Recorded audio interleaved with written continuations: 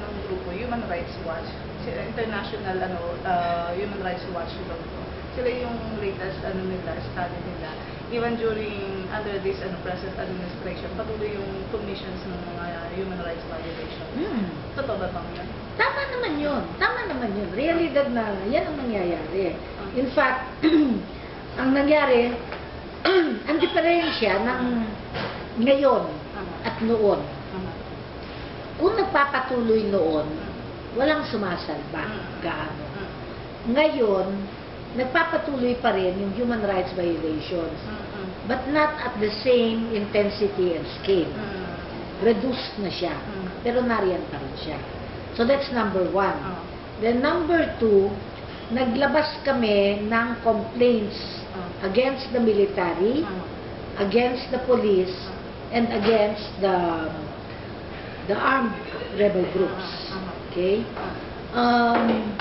Doon sa nilabas namin yan, ang Commission on Human Rights has been able to resolve at least mga 37% of all of this from the time of Noynoy's presidency hanggang sa ngayon. So medyo mababa pa yan, no? And then at varying 2 years, levels. ma'am, 2 years. 1.5 years. 1.5 years. So mga 37%. 37% of what? So, Of the complaints that were given to the CHR, yung mga complaints that have to do with human rights violations, Around, may ilang number na extrajudicial to? killings. There were 84 complaints by the military. The CHR was able to come up with final actions on 31 of these complaints, which is estimated 37% performance ng CHR. No? Then, nung mga, that was March, tapos nung June, nagkaroon na ng 96 complaints. Nadagdagan, no?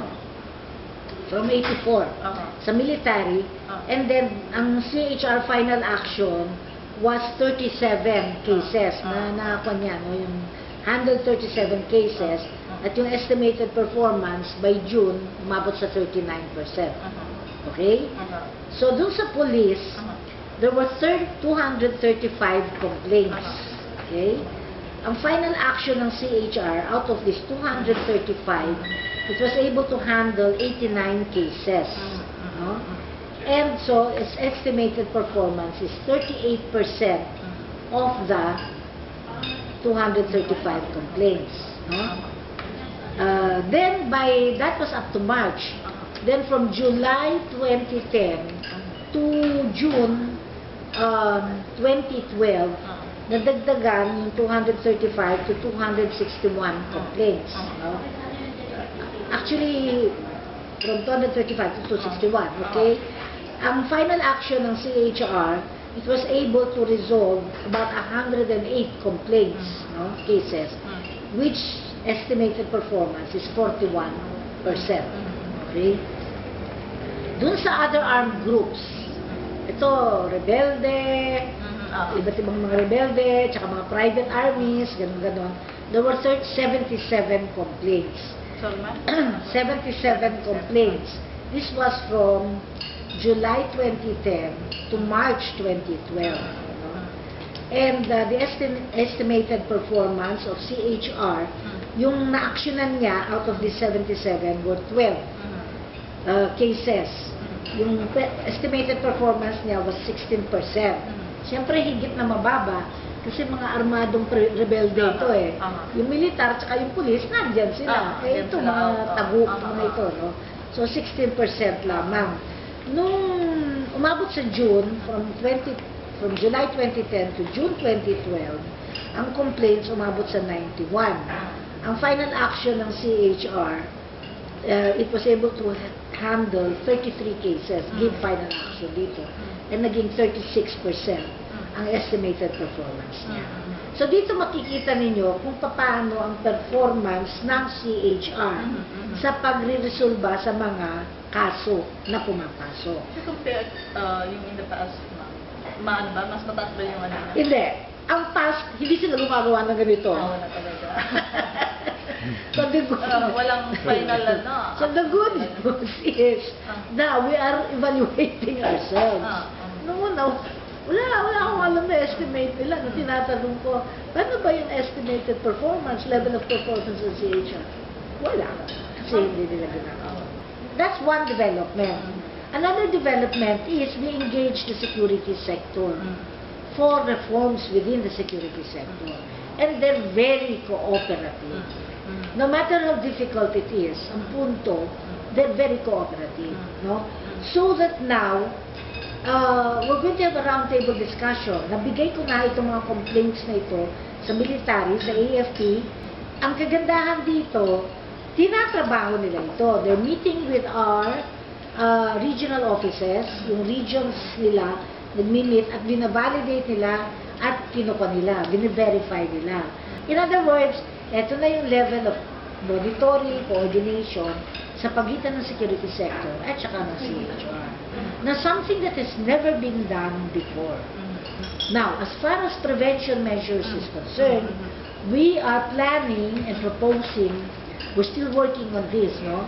We're going to have yung security sector reforms, coordination, and memorandum of agreement, ito yung pinag-uusapan namin, with the security sector. So that's the Philippine National Police, and then the military, and then of course CHR. This will have two thrusts, no? Yung unang thrust niya, itong kinukwento ko sa inyo.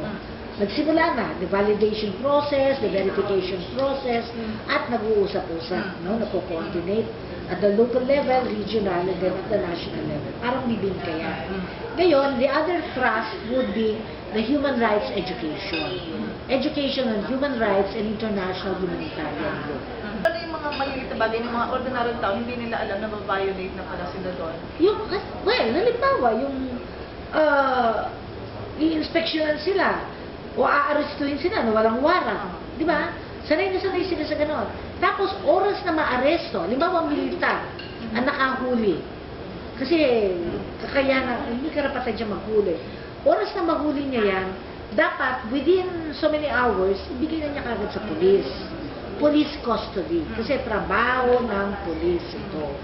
Eh, pagka nandun sa bundok, di ba? Malayo ang police station.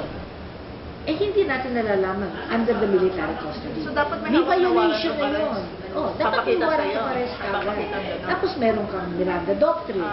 Kailangan may abogado ka. Kailangan hindi mo tinotorture. Kailangan hindi, dapat bawal na yung mga detention ng militar. Dapat sa police lamang, custodial center. Tapos dadalhin mo na sa mga BJMP jails, provincial jails.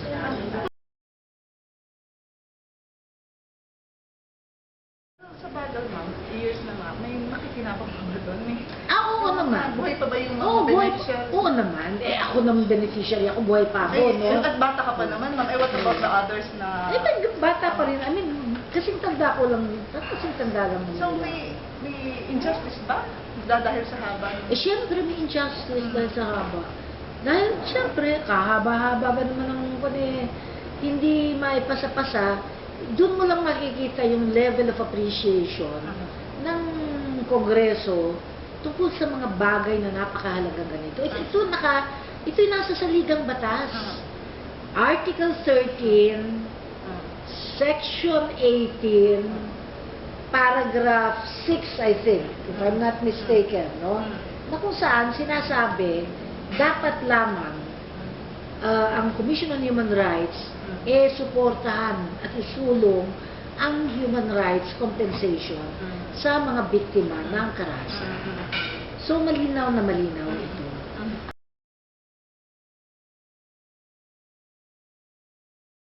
The fact that hindi mo siya nahanapan reflects a situation where maybe there are some people who are hiding palparan, cuddling palparan.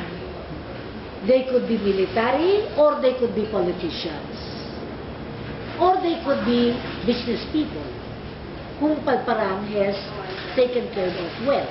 In other words, during his time when he was a general, inalagaan niya sila. So, pwedeng ito.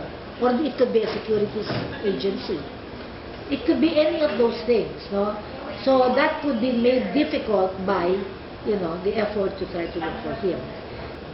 All I know is this is being done. It's not as if the palace, at the level of the executive, is not conscious of how it is important to try and look for these people. But when you have a weak governing system, a weak criminal justice system that you are operating on, where the problems are structural and systemic, it's going to take a little longer than expected or than desired. Okay, that's what it's all about. Yeah, it's different from before.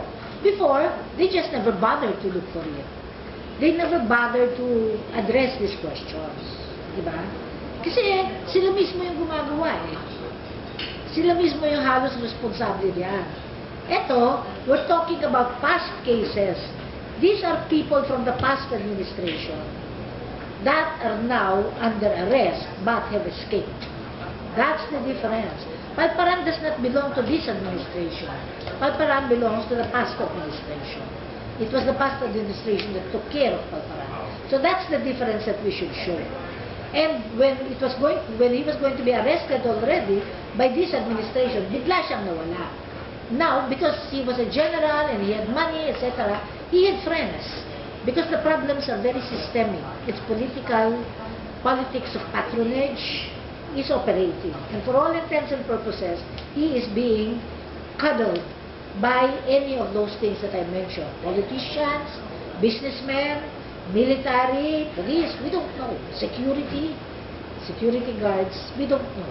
All that I am saying is efforts are now ongoing to look for him.